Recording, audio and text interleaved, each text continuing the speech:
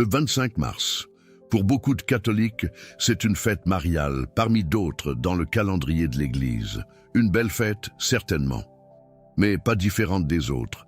Padre Pio ne voyait pas les choses ainsi. Chaque année, le 24 mars au soir, quelque chose changeait dans son comportement. Les frères du couvent de San Giovanni Rotondo, qui le connaissaient bien, le remarquaient. Il devenait plus silencieux encore que d'habitude, plus recueilli. Comme quelqu'un qui attend une visite d'une importance exceptionnelle. Il priait plus longtemps que les autres nuits, parfois jusqu'à l'aube. Et au matin du 25 mars, ceux qui avaient la chance de l'observer à la messe disaient que son visage rayonnait d'une façon qu'il ne voyait pas les autres jours de l'année. Un jour, un frère lui avait demandé « Père, qu'est-ce qui se passe le 25 mars? Pourquoi êtes-vous différent ce jour-là » Padre Pio avait répondu avec un sourire que ceux qui l'avaient vu décrire comme le sourire d'un homme qui garde un secret magnifique, parce que ce jour-là, il s'est passé quelque chose qui a changé tout l'univers. Et ce quelque chose se reproduit chaque 25 mars, d'une façon que seul le ciel comprend pleinement. Mais ceux qui savent comment se placer devant cette porte ce jour-là peuvent recevoir une grâce qu'ils ne pourront pas recevoir les autres jours de l'année. Ce que Padre Pio entendait par là, je vais vous l'expliquer ce soir. Et ce que vous allez comprendre va changer à jamais la façon dont vous vivrez chaque 25 mars pour le reste de votre vie. Permettez-moi de vous poser une question. Avez-vous déjà demandé quelque chose à la Vierge Marie avec toute la sincérité de votre cœur et senti que votre prière n'arrivait nulle part? Que vous parliez dans le vide, que vos mots s'élevaient vers le plafond de votre chambre et ne dépassaient pas? Et avez-vous d'autres fois senti exactement le contraire? Que vos prières étaient entendues, que quelque chose se mettait en mouvement, que vous étiez dans un état de connexion réelle avec quelque chose au-delà de vous-même?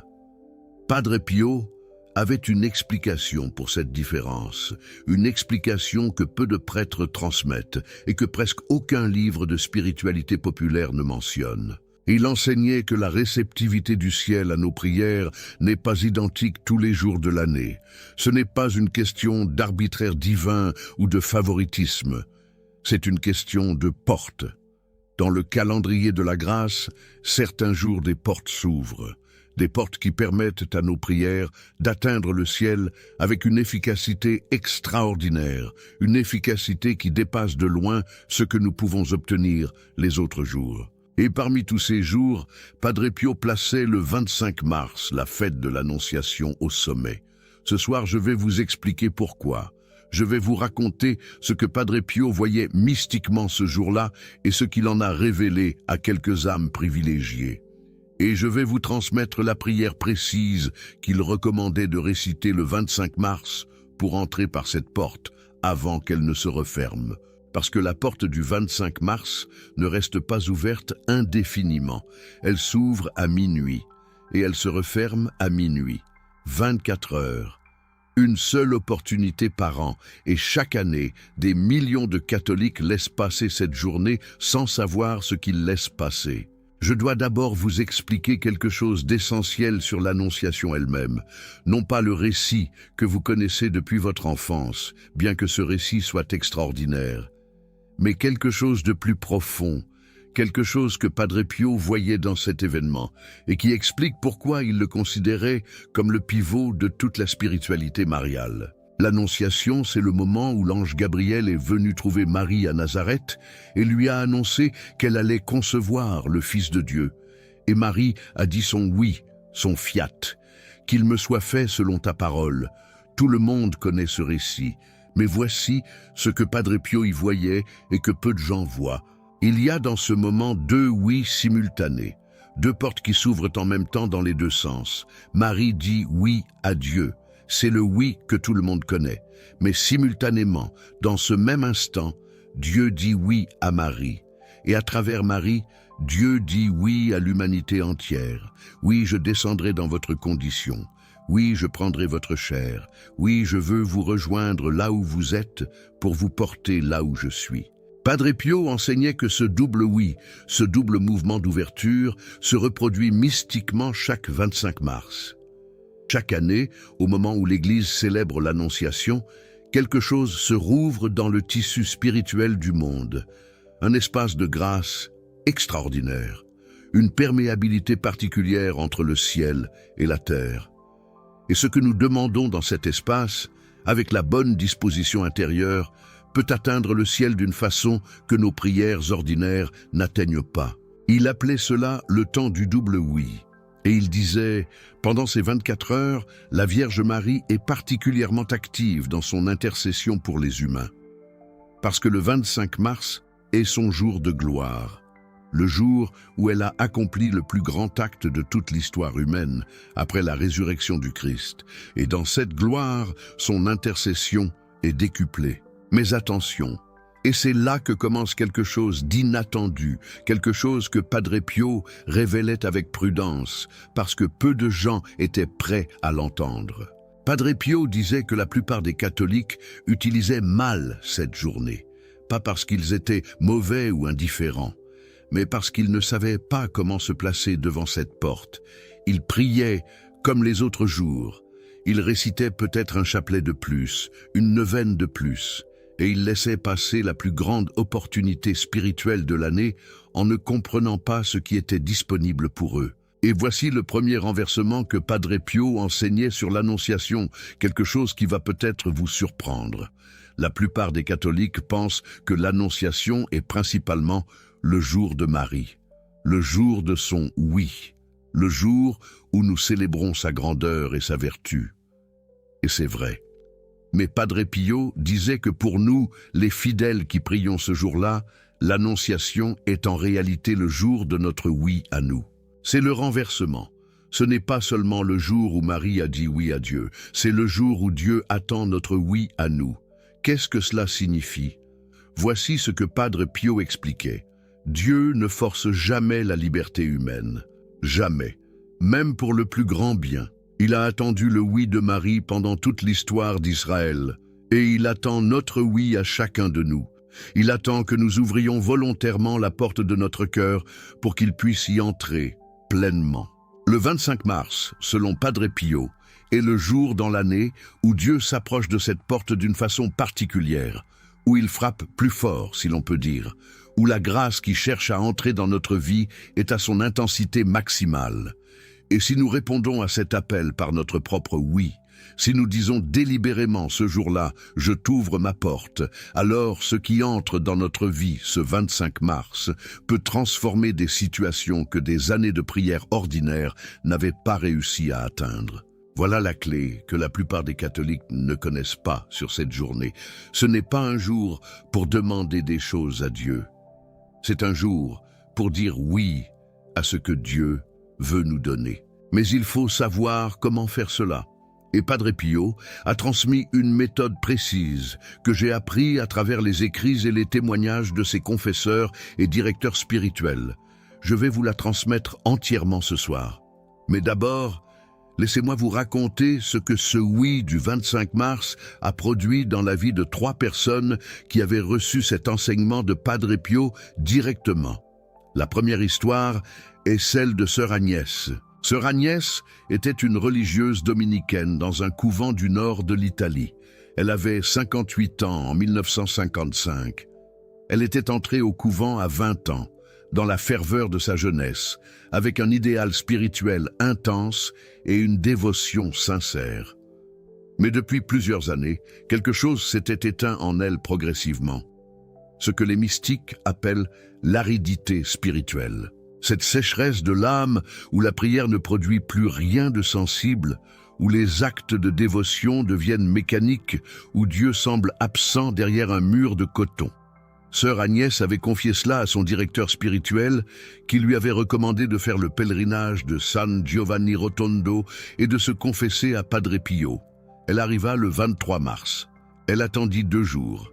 Le 25 mars au matin, jour de l'Annonciation, elle fut admise au confessionnal. Padre Pio la regarda un long moment en silence avant de lui dire quoi que ce soit. Puis il dit « Depuis combien de temps as-tu fermé la porte ?» Sœur Agnès ne comprit pas immédiatement.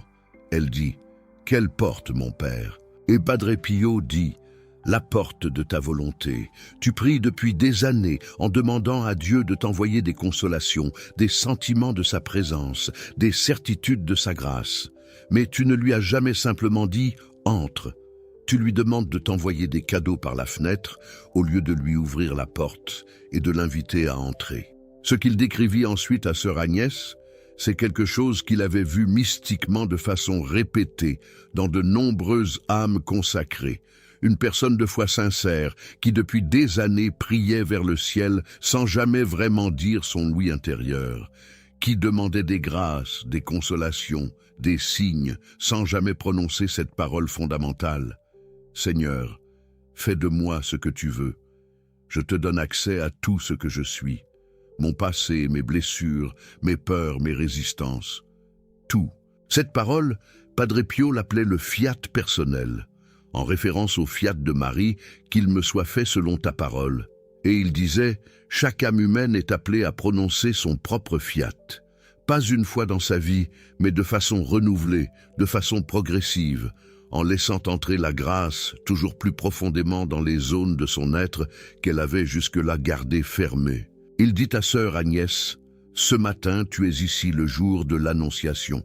Ce n'est pas un hasard. Le ciel t'a amené ici ce jour précis, parce que la grâce disponible ce 25 mars peut faire en une journée ce que tes efforts des 5 dernières années n'ont pas réussi à faire.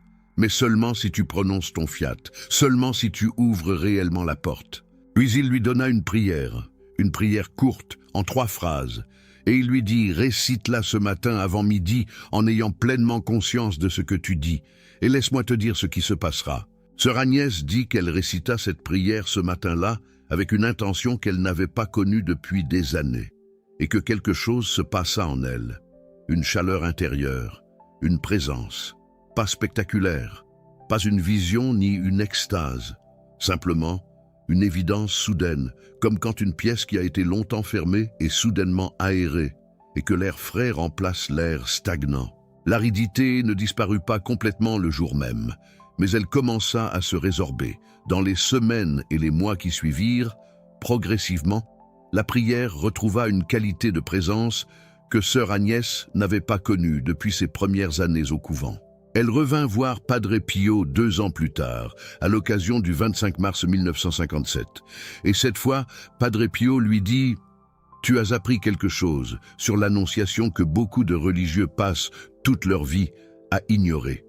Continue de renouveler ton fiat chaque 25 mars et enseigne-le aux sœurs de ton couvent. » Mais ce que Padre Pio lui avait révélé lors de cette 2e visite allait plus loin encore. Et c'est là que commence quelque chose que je n'ai trouvé dans aucun livre de spiritualité populaire.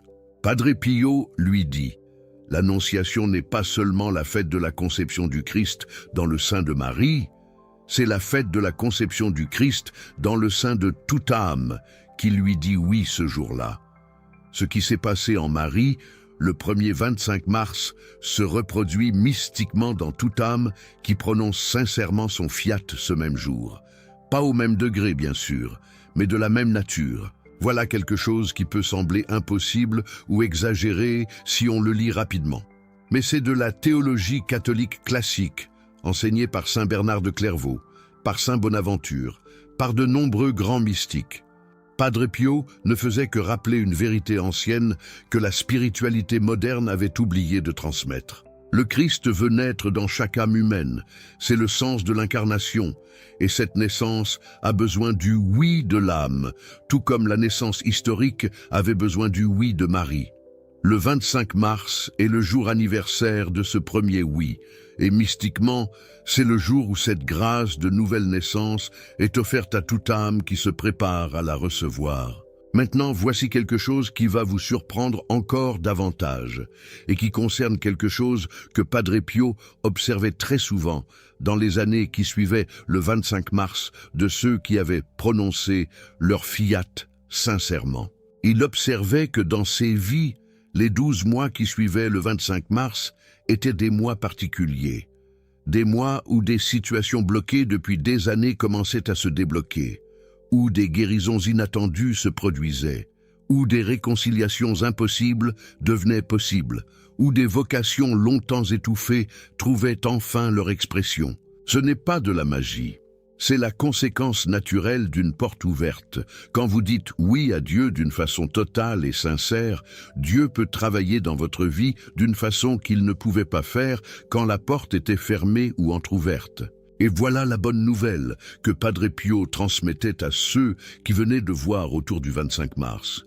Quelle que soit la situation dans votre vie en ce moment, quelle que soit la durée de votre sécheresse spirituelle, quelle que soit la profondeur de vos difficultés, cette journée du 25 mars peut être le point de départ d'une transformation.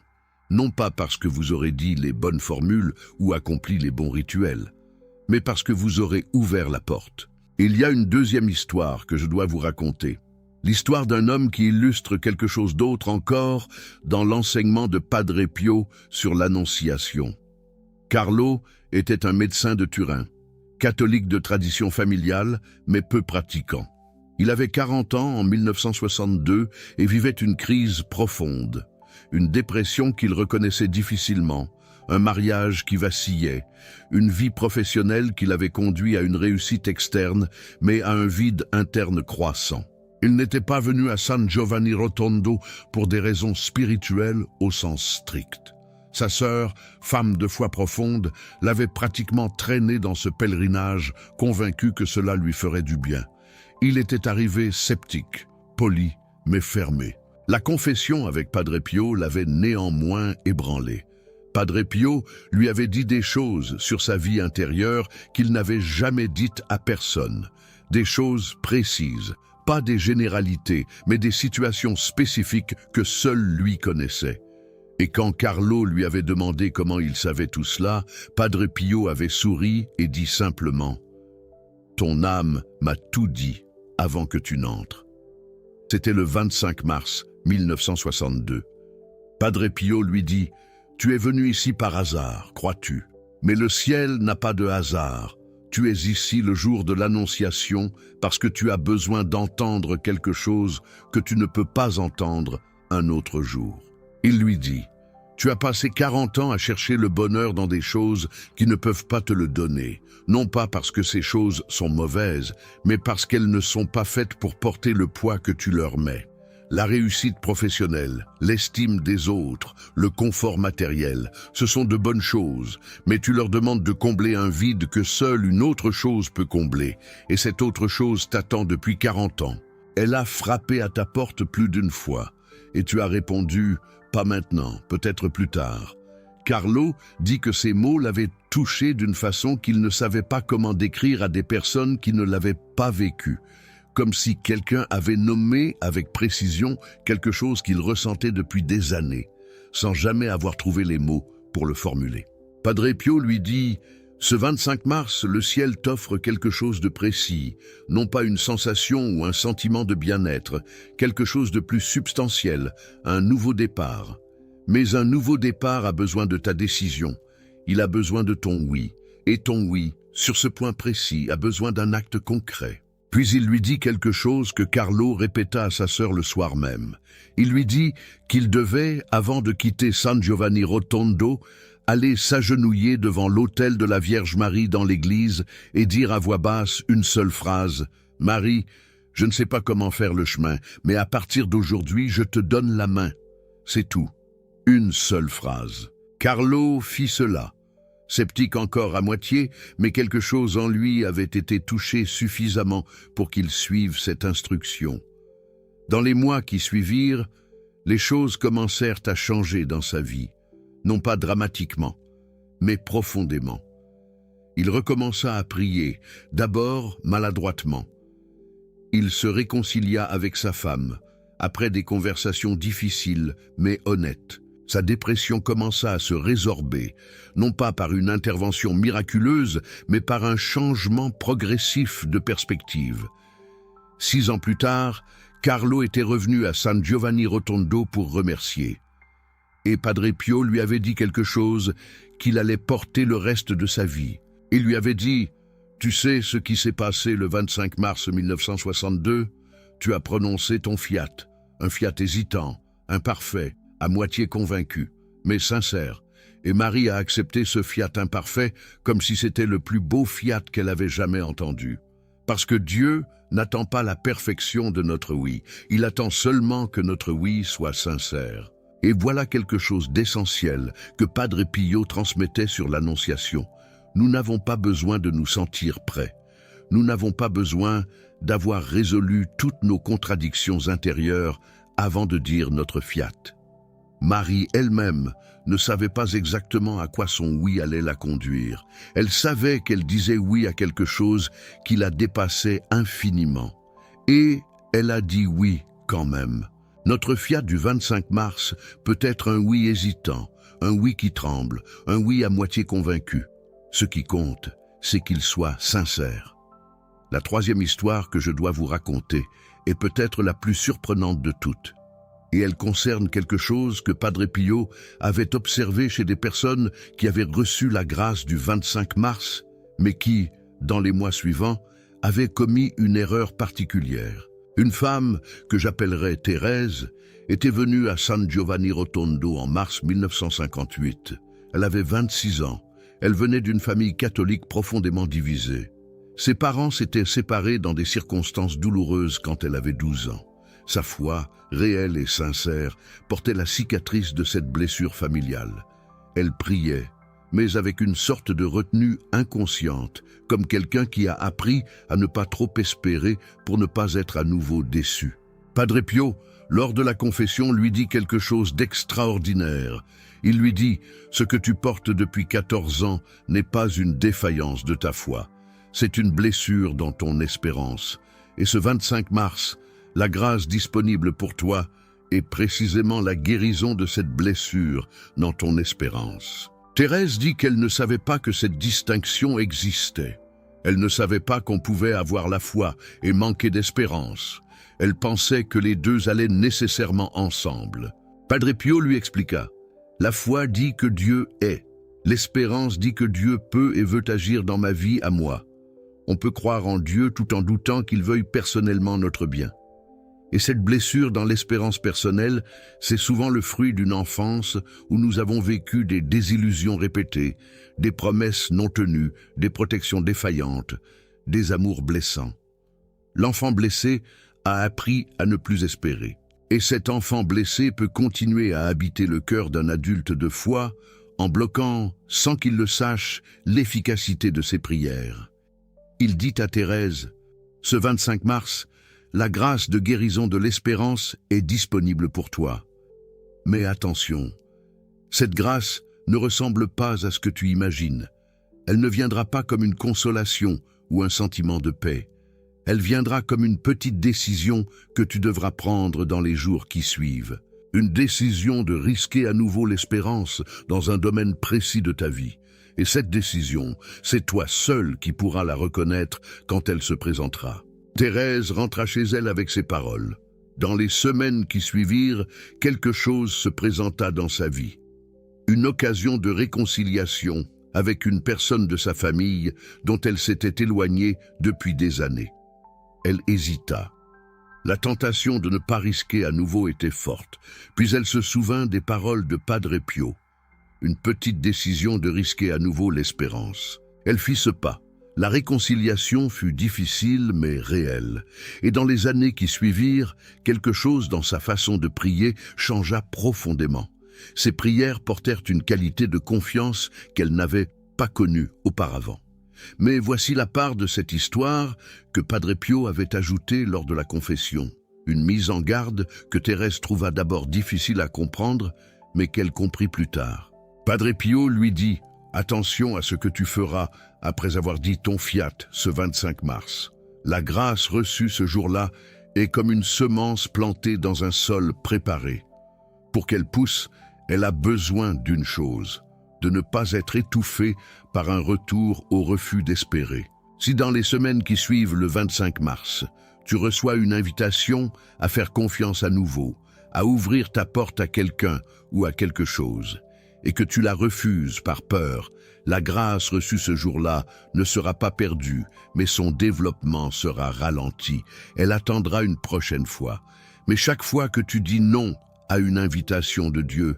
C'est comme si tu refermais la porte que tu venais d'ouvrir. Voilà ce que Padre Pio appelait le retournement de la grâce. Non pas que Dieu nous retire une grâce reçue en punition, mais que la grâce ne peut se développer que dans un environnement d'ouverture. Si après avoir dit oui au 25 mars, nous recommençons à dire non dans les jours qui suivent, dans les petites décisions quotidiennes, la grâce tourne en rond faute de pouvoir progresser. C'est ce que Padre Pio voulait dire quand il parlait de l'écho de l'Annonciation qui se répercute dans toute l'année. Notre oui du 25 mars prépare le terrain, mais ce sont nos oui quotidiens qui permettent à la semence de pousser.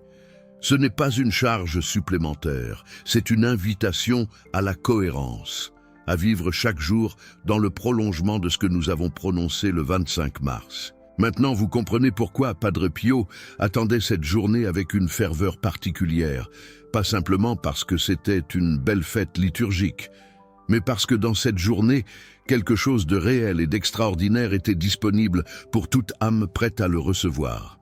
Une porte ouverte, une grâce décuplée, une opportunité unique dans l'année de renouveler son alliance avec le ciel d'une façon qui laisse une empreinte durable. Et maintenant, je dois vous dire quelque chose d'important, quelque chose que je ressens comme une responsabilité de transmettre. Depuis que je connais cet enseignement de Padre Pio sur l'Annonciation, chaque 25 mars, j'essaie de me préparer différemment des autres jours de l'année, pas en faisant quelque chose de compliqué, mais en consacrant quelques minutes dans le silence de la matinée à un acte délibéré de mon oui. J'ai eu des 25 mars où j'ai ressenti quelque chose d'extraordinaire dans cette prière, et j'en ai eu d'autres où je n'ai rien ressenti du tout.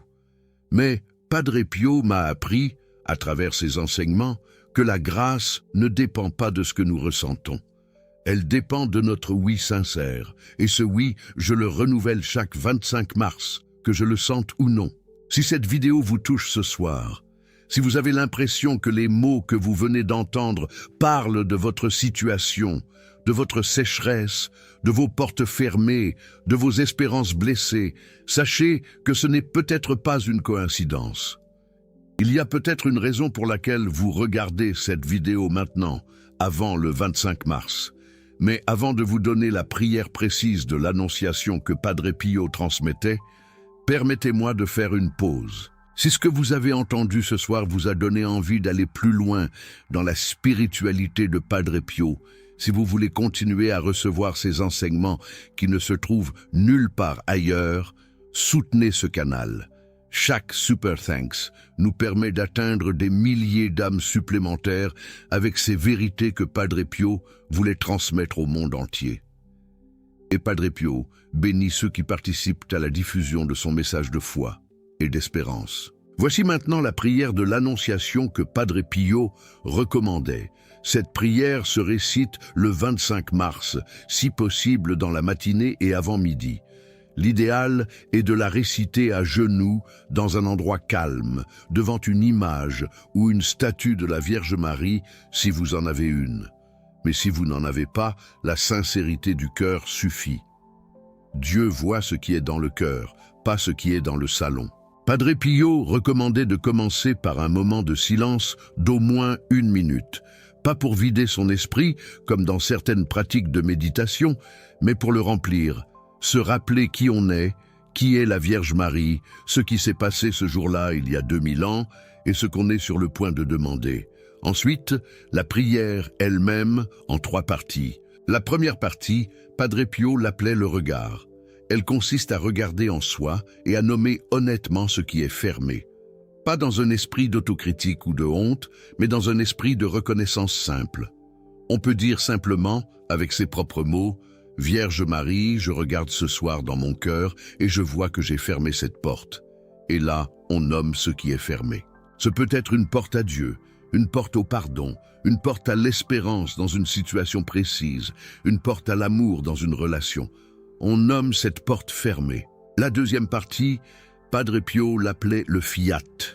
C'est la décision d'ouvrir. On dit simplement avec sa propre voix, à voix haute si possible, « Vierge Marie, toi qui as dit oui à Dieu sans savoir exactement à quoi ce oui allait te conduire, apprends-moi à faire de même. Ce 25 mars, je dis oui.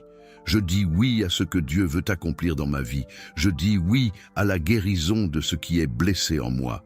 Je dis oui à l'ouverture de cette porte que j'ai fermée. Je ne sais pas comment faire, mais je donne ma volonté. Et je te demande, toi, Marie, de prendre cette volonté imparfaite entre tes mains et de la présenter à ton fils comme tu aurais présenté un enfant malhabite dont tu aurais voulu cacher les imperfections pour qu'il soit mieux reçu. La troisième partie, Padre Pio l'appelait l'attente active. C'est la décision de rester attentif dans les jours et les semaines qui suivent le 25 mars à ce que Dieu enverra comme invitation. On dit « Vierge Marie ». Dans les jours qui suivent cette prière, aide-moi à reconnaître les invitations de ton Fils, les petites décisions qui seront des occasions de confirmer le oui que j'ai prononcé aujourd'hui. Et aide-moi à avoir le courage de les accepter, même quand elles me feront peur, même quand elles me demanderont plus que ce qui m'est confortable. Padre Pio ajoutait toujours une conclusion, qu'il transmettait à ses pénitents comme une sorte de sceau de la prière. Vierge Marie, que ce 25 mars soit pour moi ce qu'il a été pour toi, le début de quelque chose dont je ne mesure pas encore toute la grandeur. Amen. Voilà la prière de l'Annonciation, simple dans ses mots, profonde dans son intention. Et si vous la récitez ce 25 mars avec sincérité, avec cette disposition de vraie ouverture intérieure, quelque chose commencera. Peut-être pas quelque chose de visible immédiatement, peut-être pas de façon spectaculaire. Mais Padre Pio promettait que cette prière ne restait jamais sans réponse. Jamais. Parce que le 25 mars, la Vierge Marie est particulièrement attentive. Et un oui sincère, même imparfait, reçoit toujours une réponse d'elle. Il y a une dernière chose que je veux vous dire ce soir, quelque chose qui m'est personnellement cher.